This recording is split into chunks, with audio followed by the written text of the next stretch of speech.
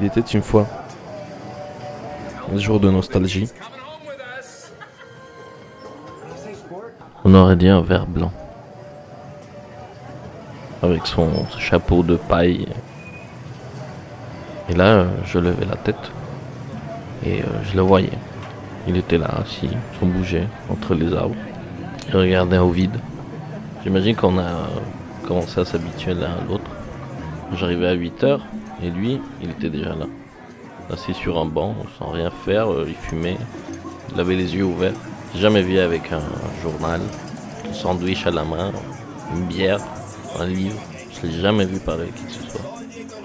J'avais constaté qu'il était un peu un animal de coutume, un peu comme moi. Ma routine consistait à me lever tôt, à prendre le petit déjeuner avec ma mère et mon père, ma soeur, faire semblant que j'allais au lycée. Je prenais un bus qui me laissait dans le centre-ville, puis après je passais toute la journée à regarder des bouquins et un jour j'ai décidé de lui parler.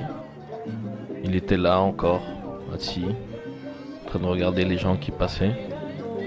Il m'avait dit qu'il était du nord, il venait de la région de Sonora. Il parlait de villages comme Nacosari, Bacuach, Fronteras, Hidalgo, Bacerac, Naco. Il était une fois un jour de nostalgie.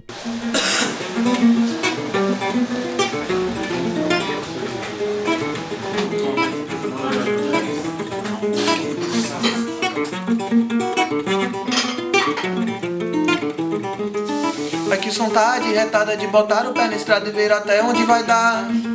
É um sentimento gostoso que nos leva ao mundo todo e não deixa a desejar. O mundo é um pouco arriscoso, os lugares são tinhosos, é perigoso ficar lá. Vontade da tua terra dizendo que tá em guerra, intervenção militar. Tu ora desconfiado, esse povo alucinado vai querer me torturar, como já fizeram no passado. Esse golpe antiquado não tem ponto de funcionar. Nós estamos bem atentos e temos argumentos. Conte essa história, conheço bem a trajetória e sei onde isso vai dar. Que vontade retada, que vontade retada.